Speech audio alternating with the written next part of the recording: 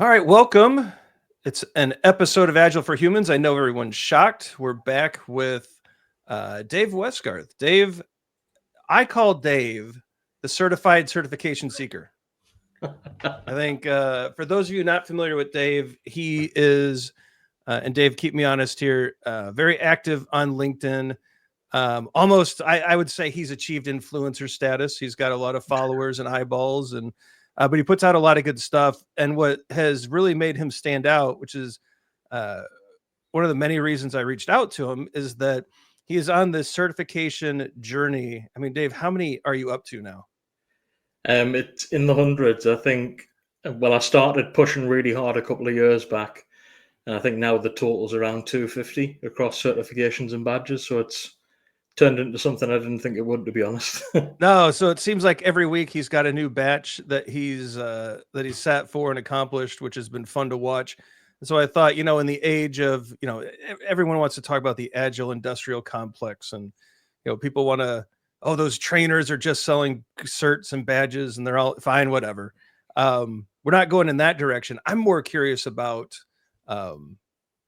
amassing 250 plus certifications in tech, in agile, in AI, in project management, and I'm sure there's other disciplines and areas.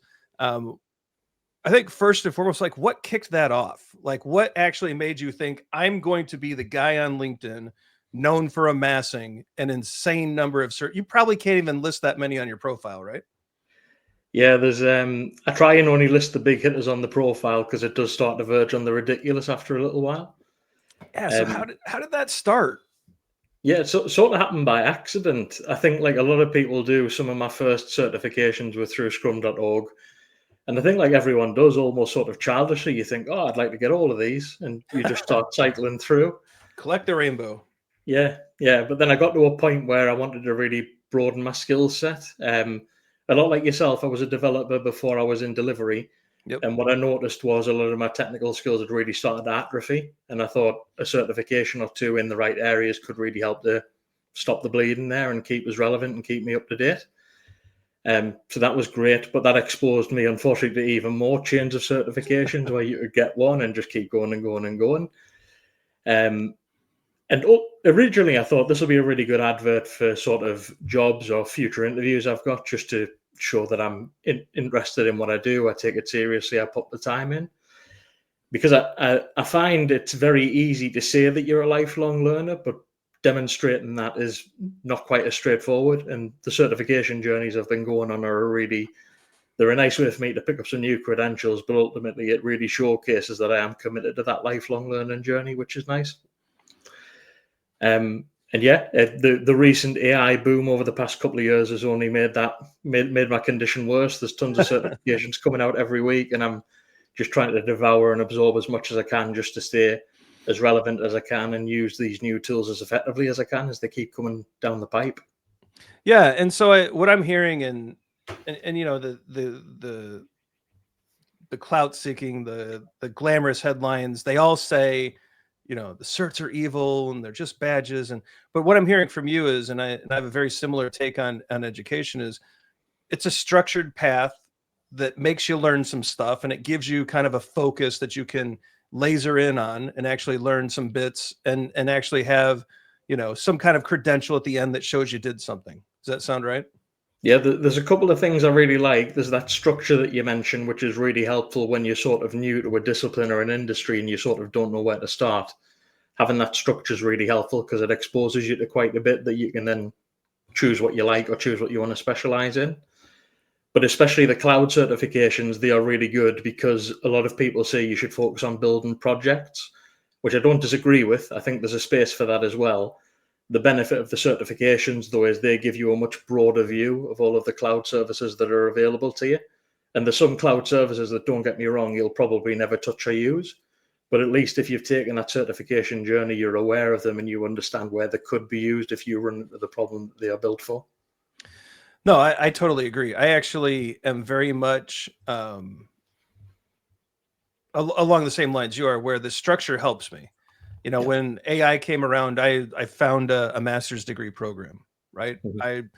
At my age, I was not planning on writing papers again and having to do homework, but I need the structure. Like I need to see the, point A to Z. This is how you work through these topics. And I found a good curriculum and now I'm working through it. And that's helped me kind of stay focused and structured and make sure I'm covering a lot of good bases. And it sounds like that's been your approach to certifications as well. I'm curious, when you decide that, let's say, I mean, choose whichever one you like. Let's say you pick out a certification that you're going to pursue. Like, what is the process there? Are you looking for Udemy courses to help you get ready? Are you looking for YouTube reviews? Like, when you sit down and you're like, I'm going to work on this next, like, what does your process look like? Does that make sense? Yeah, it's a really good one. So, as I say, this started a couple of years ago, and I've sort of started doing a bit of a theme for the year. So, in 2022, the theme was agile delivery.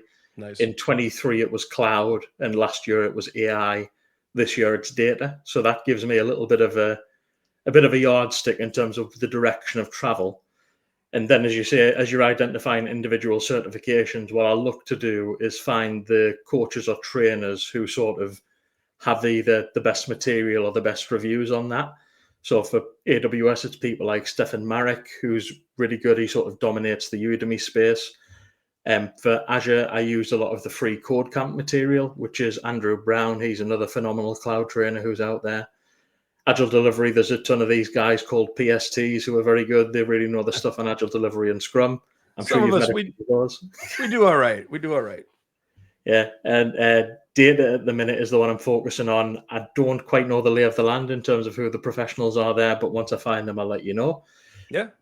But then once I've found sort of that tutor who I can tune in with, the sort of coach who matches my learning style, then it's just a case of working my way through materials. And like I say, with everyone, the key to certifications to me is the secret weapon is the practice exams. If you don't find a good set of practice exams to work with, you're sort of shooting yourself in the foot. And I think it just gets you ready for those exam conditions again, like you've mentioned, just being aware what this exam is going to feel like. You're going to run into questions where you think, oh God, I don't have a clue, and you just have to come back to it later. And just getting some of those nerves out before you go for the real thing is really helpful. Oh, I totally agree, right? So even on the scrum.org side, we provide those practice assessments. It's on the same platform as the real assessment. It gives you a flavor for, the way that the gentleman inside the walls tends to phrase and think about the questions, and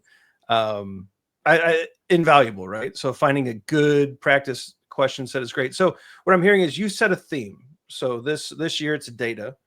You look for the voices in the content spaces that are, whether it's Udemy or YouTube or Pluralsight or whatever site, whatever O'Reilly's got some good stuff out there. Like whatever site it is, you're looking for the main voices in that area. You're consuming their content. You're looking for practice assessments, and then you sit down and just take a rip at it and see how it goes. Or what else is in that process? Yeah. So after I've identified the certification I want to go to and the trainer, the material's typically quite meaty. And it's about, for me, embedding that learning habit as close to daily as you can. I've talked about this a couple of times, but I do a lot of sort of static bicycling in the gym. It's really easy to give into the temptation and listen to music or put YouTube or Netflix on. But if you can force yourself past that and get your L&D courses in, Yep. you can convert that, what I would normally call dead time, into something really productive now. And it's a really good way to weave that learning into your daily habit. So I'll hit that as hard as I can until I'm getting through the material. I'll typically practice test at the end of the first pass, because then you've learned what you think you need to learn. The test will be the sort of proving ground of that. And the quicker you can identify any gaps there and plug them, the quicker you can get yourself ready for sitting the main exam and fingers crossed getting through that and picking up your new credential. So I think that's a wonderful tip, right? So I know if I'm walking a dog or if I'm in the gym, I've got course material from my program going, right? Yeah. So I hope none of the professors are watching, but I'm listening to your lectures as I'm walking my dog. So, and I just think, getting that, you're right, getting that, and I think the consistency part is really important too, right? Listening to this stuff every day, even if you spend 15 minutes a day, Yeah. looking at, read a blog from one of these people, watch listen to a short YouTube video. If you do that every day for a month, you're probably prepped and ready to take some practice questions and eventually sit the assessment. So that's interesting, right? So big theme, target the assessment, find the main speakers in that space. Consistency is important. Filling the dead time is important. Practice tests, go in and be prepared. It seems like a little bit of effort goes a long way here, Dave. Yeah. A couple of extra tips, I suppose. You've stolen my thunder on the first one. You don't need to be putting aside 2 or 3 hours a day.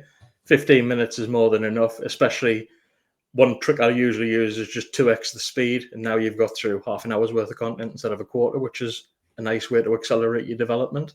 Oh, absolutely. But the key one, and I've heard a few PSTs talk about this as well, is like book the exam now, and then you've got your incentive to study. If you allow yourself to drift and think I'll book the exam when I'm ready, that ready might never come now. It's important to seize that initiative while you're motivated, and after the motivation fades, the discipline will see you through at that point. Well, and plus you put a little money on it. This is why, we used to do a lot of free webinars. Yeah. And people, you get 800 people to sign up and 100 actually show up. And it's funny when you just put a little $5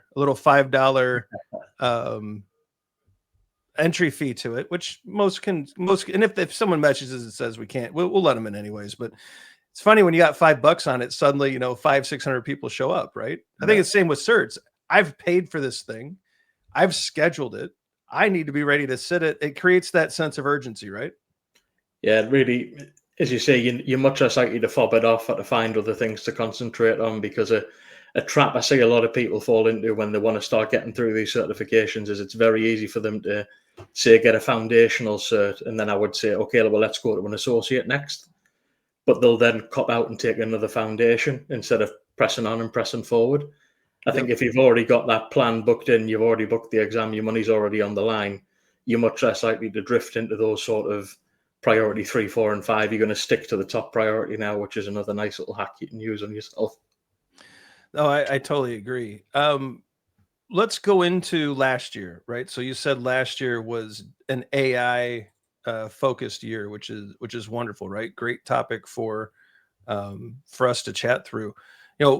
I guess another question on the process related to this AI. So we've got AI set as the theme. So step 1 complete. So now as you look at the landscape of assessments, like what are you looking for in a certification or a credentialing body, or, how are you picking, I'm going to do Oracle, but not IBM, or I'm going to do IBM, but not O'Reilly, or I'm going to do O'Reilly, but not, how are you making those? What's kind of your criteria as you pick and choose which are worthy of time and which are not? Yeah, so I suppose there's three broad strokes that sort of come into my prioritization decision. Number one's the accreditation itself. Does it count for anything? Is it from a reputable organization? Is it something I can put on my CV and it'll have a little bit of gravitas there? That's step 1. The really nice thing there is, especially if you're a cloud person or you're involved in the cloud community, organizations like AWS, Google Cloud, Microsoft Azure, they all have that. So if you can find something from them you want to do, it's going to count for something, which is good. The second step is sort of the content itself in the exam. What's it going to test you on? What are you going to learn about? What will you be able to speak confidently about after the fact? And this is an interesting one. At foundation level, it's very good for getting you to sort of the bottom floor of competency. You'll sort of understand the vocabulary and you can do some word association. But the deeper you go, especially on the cloud, you're getting more and more specialized for AWS's AI services or Microsoft Azure's AI services. So if you've got a need there or a project that you're working on that sort of calls for either of those, that can help your decision making as well.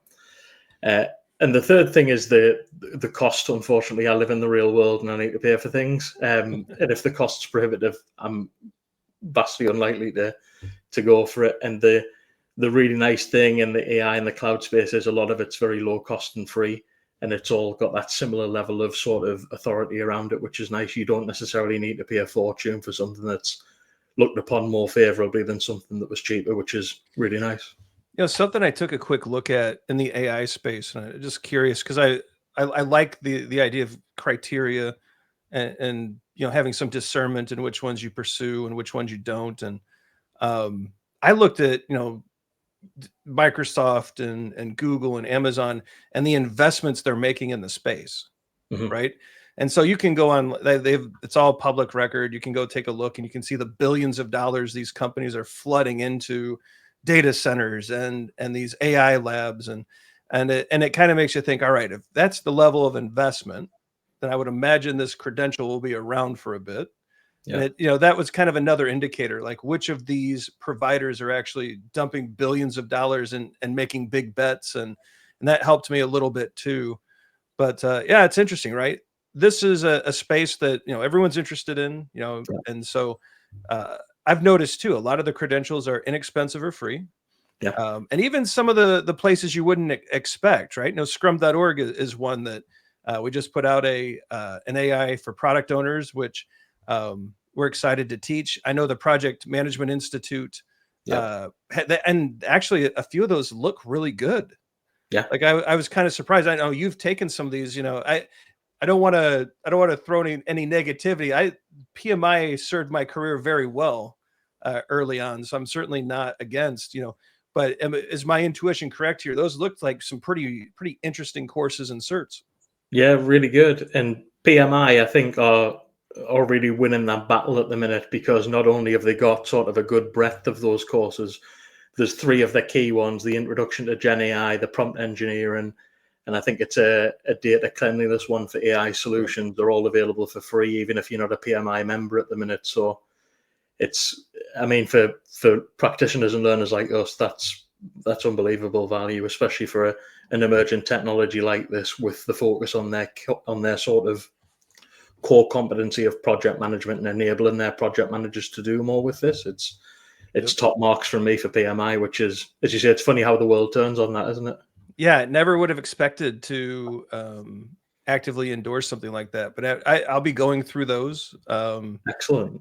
As well. Well, as I find time between coursework, right? So it's interesting. I used many of the techniques and ideas that you mentioned to pick the university and the curriculum, and definitely looked at price. Like, we live in the real world. I'm footing the bill, so this is coming out of the Ripley family funds. And so when that's the case, it's you really have to have some discernment and some you're looking for good cost to value kind of stuff. But the price, the professors that I'm working with are MIT, Harvard, well educated and practitioners. The last course I took, the professor was he's doing AI at Microsoft.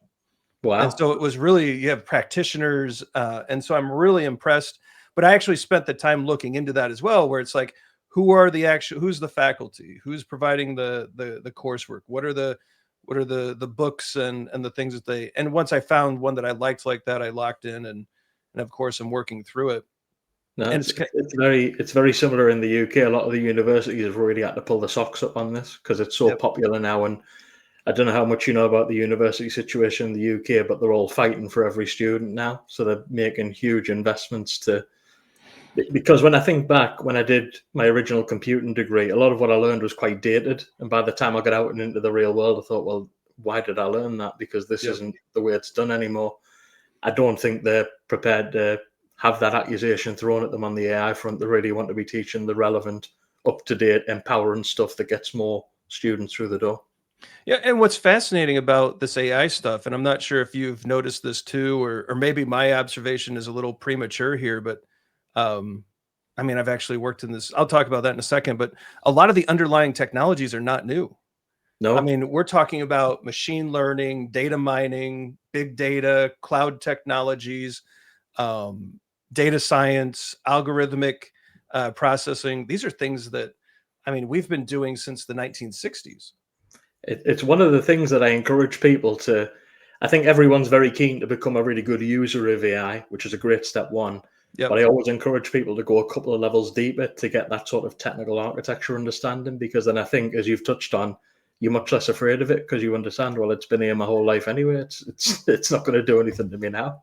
And that was part of the reason I picked the university path, is that, like, right now I'm in a natural language processing course. And so we're tokenizing words into tokens, and then using machine learning to figure out, based off of there's novels that have gone into the Creative Commons or for general use, and so you take a book and you tokenize it, and then you look at the probability of a token following another token, and you realize that's what the large language models are doing. Yeah. And so instead of thinking that it's magic or it's intelligent, so I mean, I can show Chat GPT to my parents, and it may as well be magic, right? Yeah. You show it to competent individuals, you show it to competent people in tech and in big companies. They look and they say, this is contextually aware and it has wisdom. And it's like, no, it's just a really good prediction machine. Yeah. And then people look at you funny. It's like, no, it's machine learning and it's probabilities. And I think you're absolutely right. Like digging into the underpinnings then makes you a better user. Right? Oh, 100%, without question. Yeah. So now that we understand that it's actually predicting what the next best word is, that can change the way that you write your prompts and the way that you interact with it. And so, yeah, I'm a huge proponent of what you're selling there, where it's just understanding these technologies. I mean, we were doing, I worked at a number of startups years ago doing predictive analytics and trying to predict when faults would occur in machinery and where logistically could we get a part to a certain place at the right time to do the repair before the failure would happen. And at the time we didn't call it AI, it was predictive analytics, but now it's the old machine learning and data mining. And so it's neat to see, all of this even swing back around, and it's now in this consumer interface, whether it's Claude or Gemini or Chat GPT, and to see these things flourish. Yeah, I listened to a really good couple of interviews from, I don't know if you know who John Carmack is, the programmer who programmed Doom. Yep.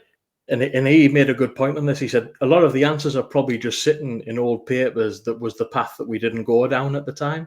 And it's just about resurfacing some of those ideas, approaches, and strategies. And we can probably unlock a lot more as the technology continues to improve by just reviving some of those old ideas and bringing them back to the forefront, which I thought was... John's a master. Obviously, he doesn't need me to tell him that, but I thought it was a master stroke. Oh, and I think people are doing that. There's a really good book, Co-Intelligence by Ethan Mollick that I thought was really good. And he talked about keeping humans at the center of AI. I think he's leading the AI lab at Wharton Business School, which is in the United States. I think Wharton's a U.S. school.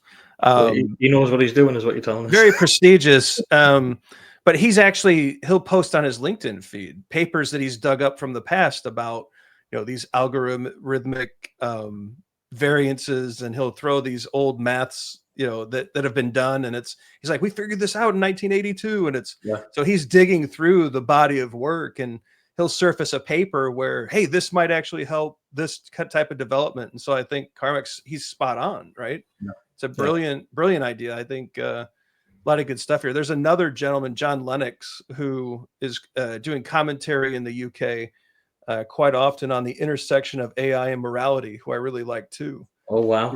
Who's taking a direction of, yeah, we have this great tool, but how should we use it? And he's pulling on, I mean, he certainly has a Christian focus. He's a theologian as well, but he's also pulling on different moral structures and different belief structures to really evaluate, like, where does it fit and where doesn't, and should it be used here? And I mean, there's all sorts of, I mean, he's pulling on philosophy that's, he's pulling on philosophers and theologians and thinking that's, thousands of years old to try to make sense of this technology that is seemingly brand new, right? So I think a lot of people are mining the past to figure out how to make sense of what the future could actually be.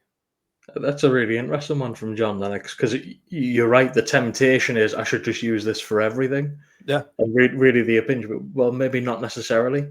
And I don't know how much you've seen of this, but one thing I've seen a lot is, and I think this is the top use case of these AI LLM tools, is for sort of personal coaching and therapeutic conversations.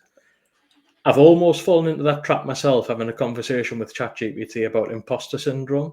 Yeah. But once I sort of came to my senses and realized what was going on, I just had to pull myself out of that immediately. I thought, no, this is a very dangerous conversation to have with a tool like this, where I don't know what's happening with this data anymore. Yep. And I think a lot of people need to exercise a lot more caution in those types of use cases, to be honest. Yeah, it's interesting kind of weave there where there's been enough. I think Ethan Mullick's one that actually put out some warnings where if you don't know who's actually publishing the tool, you shouldn't actually use it. Or if you're going to use it, don't use your real data. Yeah. Because you don't know how they're mining it, how they're selling it. So I'm not a lawyer. I'm not giving advice.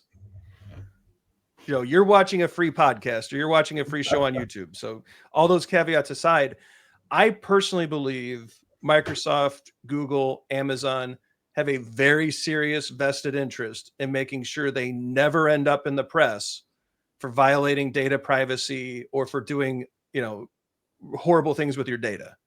Yeah. And so that's kind of the assumption I'm working off of when I use GPT or Gemini or Claude. And actually, Gemini is a new edition. As a student, we get like 15 months free of the pro level. Wow. So I'm like, cool, I'll use it.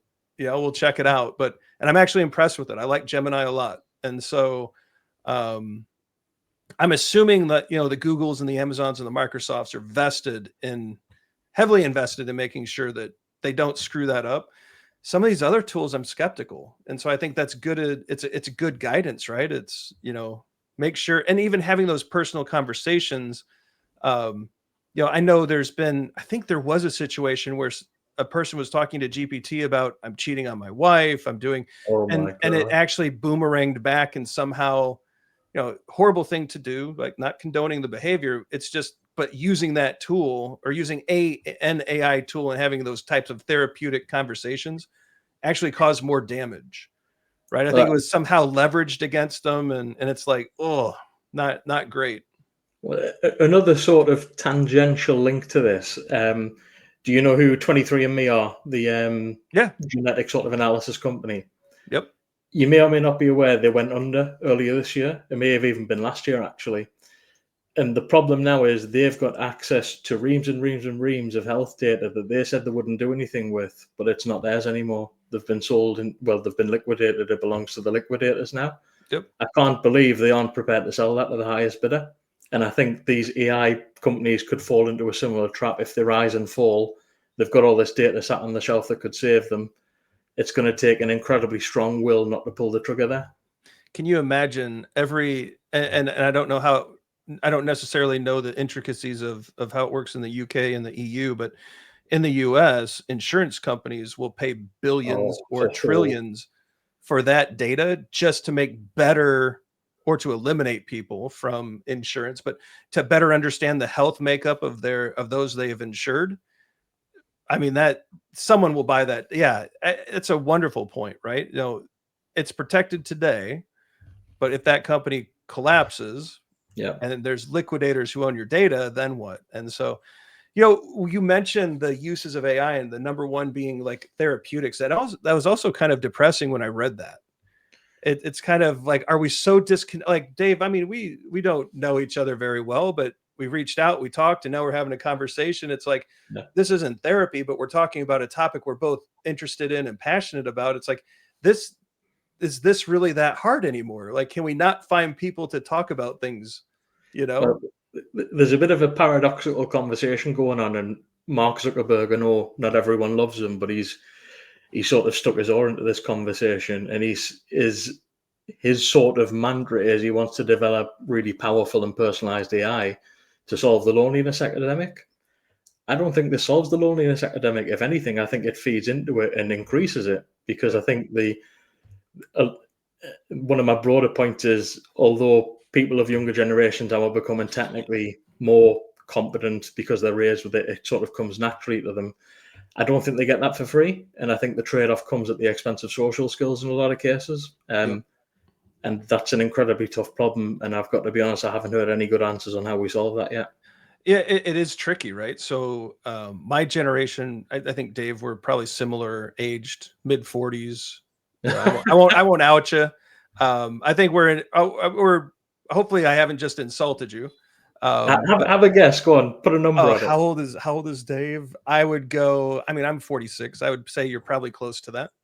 I'm 36. Oh my gosh! I think it's the beard. Now everyone in the comments, they're gonna say, "Oh, Ryan, that was so mean." I wasn't trying to be mean. Yeah, I was born looking 40. Don't worry, you can't hurt my feelings. No, it's good. Yeah, fair play. But my generation, um, half my life has been no tech, Mhm. and half of my life has been full on fire hose of rapid evolution and change.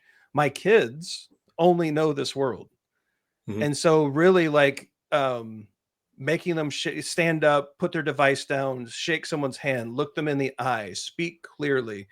These are things that my dad taught my brothers and I a handful of times, and it was done. Like that will just, for us, it's constant reinforcement of these social cues and of these good handshake, stand up, lady walks up to the table, you get up and you pull the chair, like all that basic stuff that kind of we took for granted. And Dave, maybe you had some of those fine manners taught to you as well, but um Yeah. I think this younger group, it's, you really have to be super intentional because the tech has kind of dehumanized social interaction. Yeah, I think to be honest, I think it's the biggest challenge with modern parenting now is the technology, and how do you regulate that with young kids, especially. Yep. But there's a lot of stuff that I think back to now, my childhood, that just doesn't exist anymore. Like childhood without the internet, Yeah. our kids will never know that. A childhood where you were bored for a couple of days. I can't remember the last time I was bored because I always feel like I've got stuff available to us to fill gaps now, Oh yeah. and it's going to be an interesting watch for us as we've sort of come from that world pre-internet and pre-technology runs everything to now seeing where it's going. And it sort of makes you, I've said this before, it makes you sort of appreciate your grandparents and your parents more when you think, oh, that they weren't being difficult or obtuse or stupid. It's just, this is the way it goes. Things get faster and better and things move on, and I'm just Yep. along for the ride. Yeah, I mean, and it's wild, right? Part of me is like, man, I wish my career was just starting, and another part of me is like, man, I wish I was a little closer to retirement. So kind of caught in that nasty middle, which is why I'm back in school, right? Trying to make sure, and I think that's, you've got a little bit more time than I do to keep working. And I think that's why, and I think you put a nice phrase to this, the lifelong learning to kind of wheel us back to, some of the ideas we are talking about earlier. It's like, if you don't have this mentality, I think you're in trouble. Yeah. If you're not, like, if you're in this space of, and actually I don't know if it's even appropriate to say the technology space anymore. If you're working in the economy today, I don't think it's optional to understand tech, to understand the tools, right? And so this lifelong learner kind of mentality, I think, is just, this is now table stakes. I think it was optional at one point. You could kind of get through a career and be all right. I don't know. Maybe I'm crazy, Dave. I don't think it's optional anymore. No, and it's interesting you say the technology space. This is one of my sort of hot takes. I don't think there is a technology space. I think with every company becoming a technology company, Yep. technology is just the price of doing business now. You need to be technically competent if you want to survive long term. And you're absolutely right. I think the speed that you need to overturn your skills now and keep yourself up to date is much quicker than it was even as little as 5 to 10 years ago. I can remember when I started my career around 10 years ago, there was a really sort of antiquated tool that we were using. I'll not name them, but anyone that worked with me knows exactly the tool I'm talking about. And there was a whole ecosystem around that tool of developers who worked on it, and they just sort of got passed back and forward from company to company. Yep. That sort of situation, that little ecosystem that these tools and orgs create for themselves, are just not going to be there anymore. Because AI, the mantra was software eats everything, then neural networks eat everything, and now AI is eating even more. It's just Well, frightening. those bubbles have been popped, right? So I think it used to be.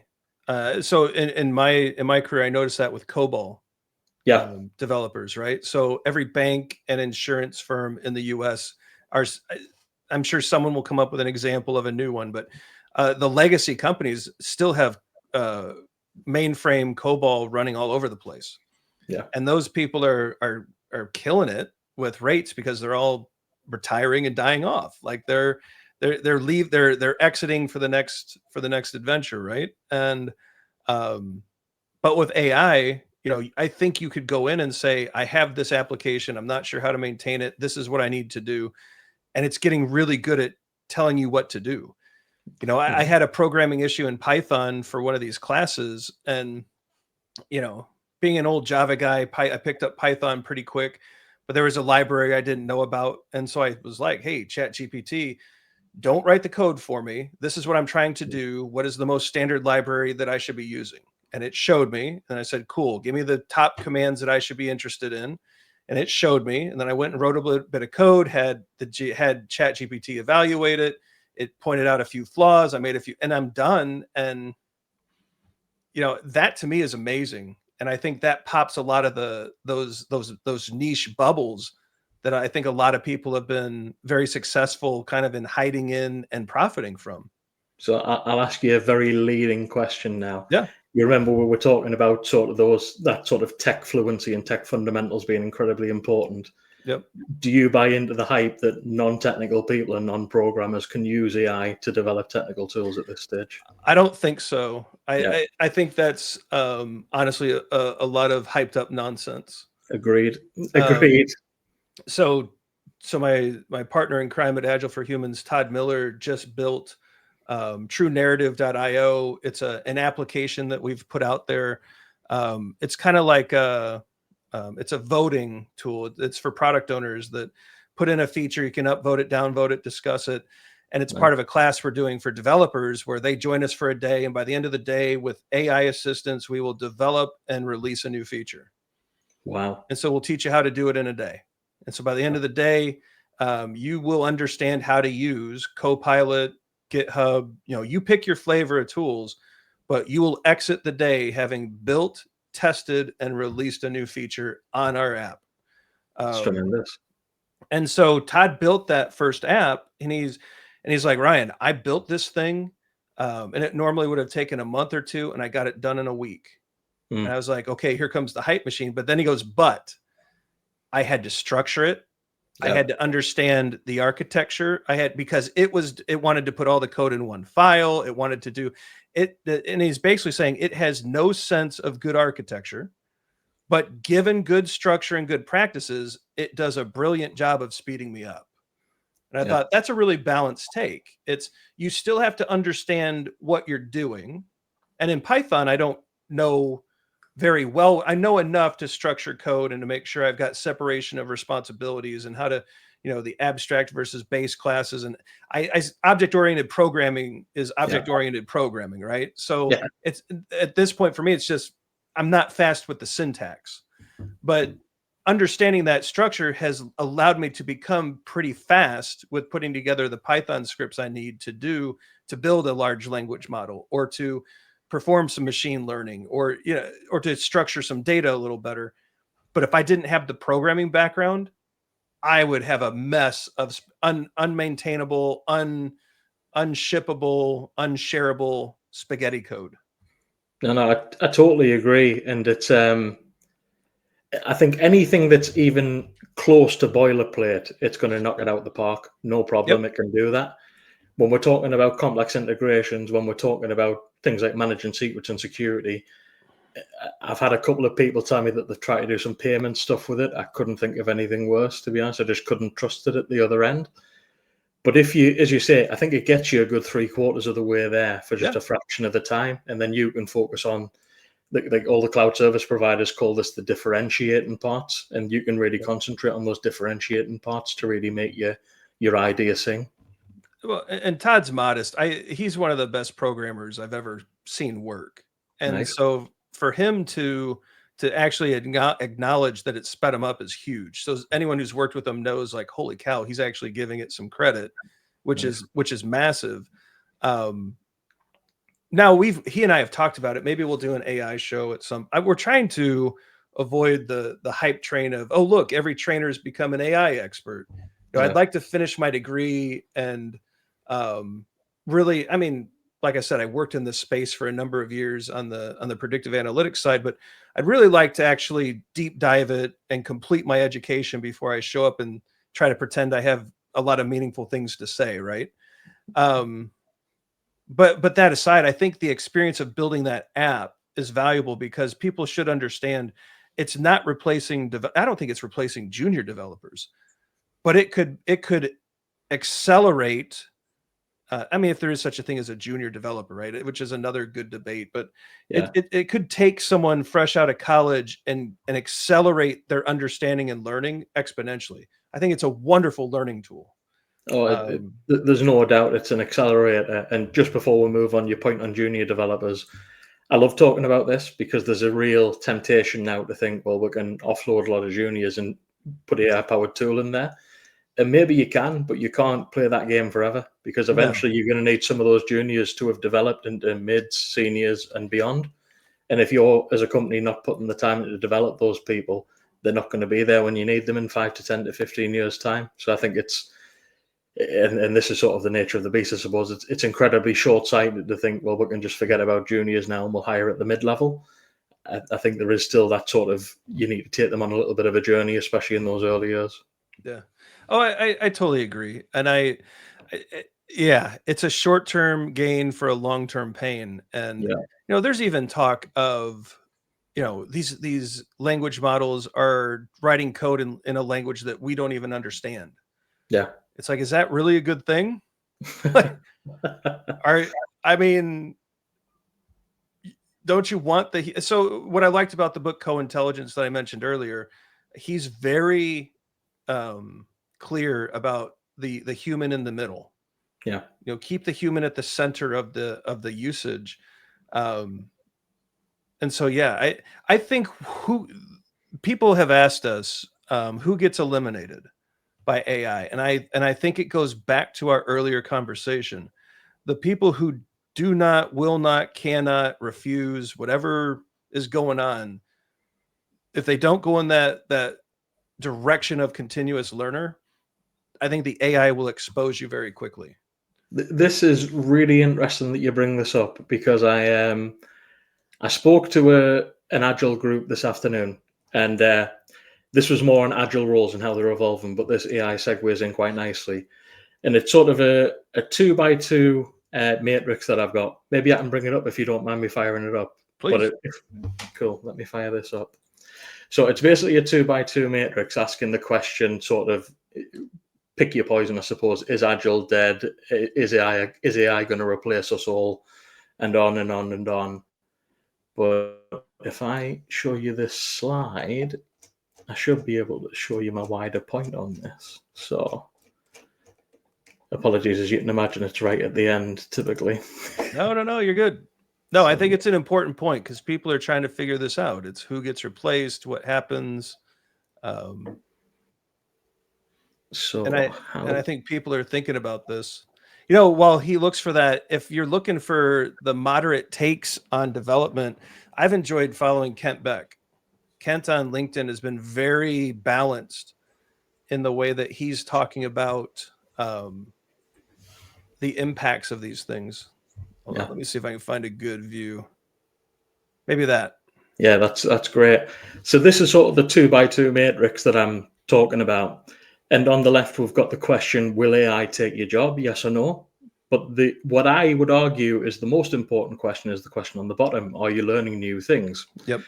As you can see, whether AI takes your job or not, if you're learning new things, you can continue to adapt and grow and evolve, which is the point. That's where you should try and derive your long-term job security and your long-term job satisfaction from, that ability to continue to learn and evolve.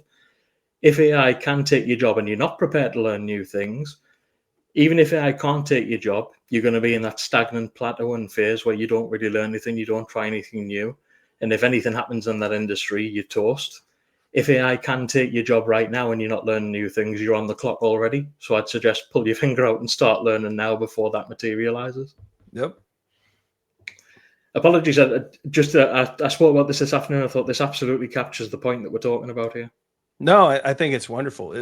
And I didn't mean to steal your thunder. I'm glad we came up with we have similar ways of thinking on this, that the refusal to learn is where people are going to get in a lot of trouble.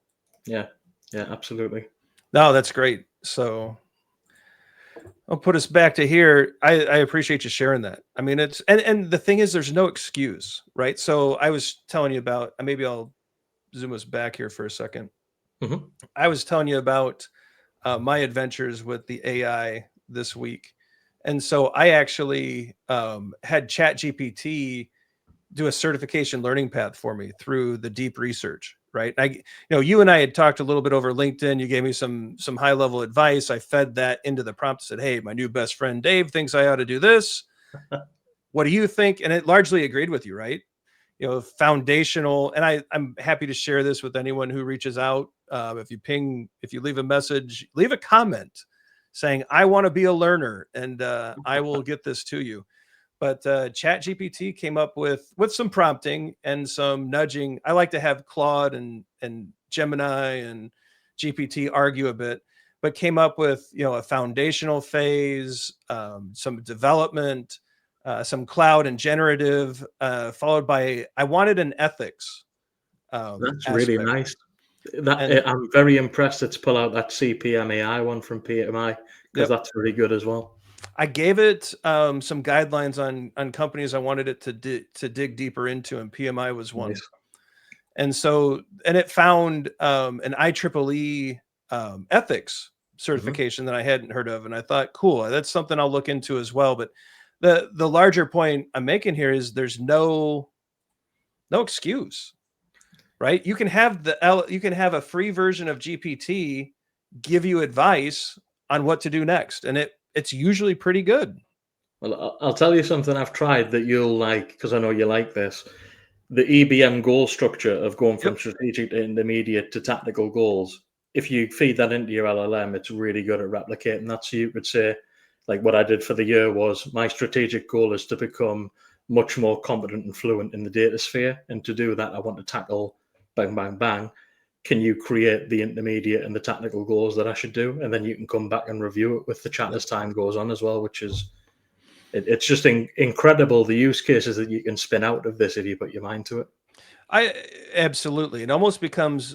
I think this is a good human use case for it, like an accountability partner. Yeah. Like I've set this goal, and I may or may not have a GPT that has our EBM book loaded into it that generates stuff like this for me as well. But I think it's great that, and once a month or once a week or once a day, you explain your progress. I actually, for fitness, we did a GPT, and we've got it that my wife is has certifications and degrees like you wouldn't believe in like kinesiology and all sorts of medical licenses, and we did a nutrition and workout thing where we can report workouts back to GPT, and it updates our progress towards fitness goals, and it Wow. tells us what for the next workout what our one rep max would be, or what percent we should be working at, and it updates it based off of our current performance. And I mean, the stuff you can, and it says, "Hey, did you work out today? And if you did, how did it go?" And you can actually have it, ping you. There's things that you can start doing with integrations that I think are really wild, and I think that's actually a good use case, right? Good accountability partner. Um, don't make it your therapist, but a nice thing that you have to check in with regularly could be a neat way to keep you going. Yeah, I'd be interested to see how that could integrate with things like whoop straps and things like that. The sort of possibilities there could. Oh, We congratulations! may or may not be working on that. So No, very good, very good. But yeah, as you say, just using it to build your habitual systems around. I don't know if you've read Atomic Habits by James Clear, but there's a lot of sort of cross pollination that can happen there between building effective habits and using AI as a bit of a catalyst or an accelerator to embed those more quickly. yep. I think that the application potential of what's there is just feels phenomenal to me. I mean, there's been a time where I took a screenshot, the snip tool, and I just took out my week, Mhm. my scheduled week, and I fed it in. And I said, I don't know how to manage this. Yeah, Like, what do you think? And it looked and it said, well, this looks like a work thing, and this looks like a, and it like, if you move this thing to this day and you do this thing on the weekend, and I looked at it, and I'm like, all right, that plan works. And I yeah, moved stuff around, and I mean, there's all sorts of good cases like that that I think could be helpful. But I don't know. For me, Dave, it's really just playing with it and using it. And so the other part of co-intelligence that I like is that he really pushes to keep yourself at the center, to still do some of the heavy brain work, but to also look for ways every day to integrate it into your workflows. Mm. right? So make sure you're stopping to question, is this something that AI could I could offload the boring bits and focus on, the interesting stuff. And I think that's been a helpful thing too. I think everybody should read that book. I think it gives a really good measured framing of how useful it could be. It's Uh, not the hype machine, it's not the doom and gloom machine, it's just a good measured viewpoint. it's a really good point. And what I've seen in, well, not only in cloud certification, scrum.org as well, I think there's a temptation to do the exam, learn the material, but then that application step, which Yep. is the most important step, that gets skipped. And I think, especially in AI, you could develop a really deep tacit knowledge for sort of the personality and the feel of these various LLM and AI powered tools. Yep. And within 3 to 6 months, you can become a much more powerful user than you can as someone who's just come into it sort of day one. Yeah, take some time, figure out, there's 4 or 5 different models in GPT. Yeah. Figure out why. Some of them are better at certain things than others, and you can use one to accelerate another, and all sorts of good stuff there. But and with the scrum.org especially, like, I do have some knowledge there that, I think your comment about application is dead on. And I think part of, not it doesn't give the whole picture, but part of the evidence for that, I think, is that you only see a fraction of level 1 certification seekers continue to level 2 and 3. Yeah. And that's been really, that's a nut that Todd and I have tried to crack for years. And it's not because I don't go take the test, right? You don't have to take a class. Like, I'm not, if you want to sit the advanced Scrum Master course, it's our most favorite to teach, and it's very hard to fill because you don't see the application and progression. And that was something that really emerged over the last couple of years and really struck us as odd. It's what is happening here, and then you start hypothesizing, but it's hard to measure what actually occurred there. But I think previously, like when the market was high and the tide was strong, that was all people needed. And ultimately, I don't think a lot of Scrum Masters who got in at that point truly cared about being a really effective professional Scrum Master. I think the guys who are left do, because you see more and more of those guys going from 1 to 2 and on and on and on. Yep. But I think at that point, there was very much just a rising tide lifting all ships, and there was a backdoor, for want of a better phrase, to get into the industry, fairly light touch, which backfired in a lot of ways, which is why we've got the market we've got now. I would propose. Certainly a large aspect of it. I agree with you. So, well, that's a happy note to start to wrap up on, Dave. Apologies. No. I think I triggered that, but it has been a fun conversation here, and I hope some people took some good notes there, especially around this idea that certifications, it's a good credential, but it's a structured learning path. It can provide an entry point into deeper learning. I think across the spectrum of, we'll stay in the AI space just because I think it's something that interests both of us right now. There are level 2 and level 3 and level 4 in many of these paths that once you start digging deeper, you get into practitioner and more actual delivery and application. I think it's important to think about that too. But some of the tips of set that goal, go out and find the content creators, find the practice tests, consistency is key. Take it in 15-minute chunks and stay the course on this. And it leads to a habit, which ultimately turns into a mindset of being that continuous learner. That I think your 2x2 is brilliant there. I think that empowers people to survive these types of markets. Yeah. And so we're not just advocating getting a certificate and hanging it on the wall. I think we're advocating do some really good learning, do the deep work, the is it Cal Newport? Yeah. Do the deep work, the deep learning, validate that through a certification or an assessment, and continue digging deeper so that as these technologies change and you've learned the skill of learning, and I think that serves you no matter what. Yeah. So, Dave, I appreciate you. I know you kind of did this last minute, and I appreciate you making time, and want to give you an opportunity. I know you've got some conference talks coming up. You've done some recent ones. anything you want to promote or push before we wrap it up? I suppose, first of all, thanks very much for having me on. I've listened to your show for years, so to get the chance to come on is just a bit of a mind blow for me. So thanks very much. As you say, I'm talking about a lot of different things at the minute. If you want to be hooked into those, connect with me on LinkedIn. I share quite a bit on there. Yep. And the stuff I'm talking about in the near future will be AI-powered stuff, platform as a product thinking, and more on all things agile and agile delivery. Excellent. Yeah, I keep an eye on Dave's LinkedIn. It's a good follow, so encourage everyone to do that. I'll put a link to that in the show notes, along with anything else we talked about, whether it's books or certifications or 2x2s or PDFs from GPT. We'll make sure all that's available. So, Dave, I appreciate you. Thanks for doing this. And to everyone else out there, be sure to like and subscribe so you never miss a video. Check out that bell. If you hit that bell, it makes sure you get notifications that shows have released. The socials are to the left. Some other videos are at the bottom. Leave us your comments. Leave a comment about wanting to be a learner and grab that PDF that GPT put together for AI certifications. Yeah, be sure to check that out. Keep learning. Keep checking these certifications out. Keep progressing. Go deeper. And we'll see you next time.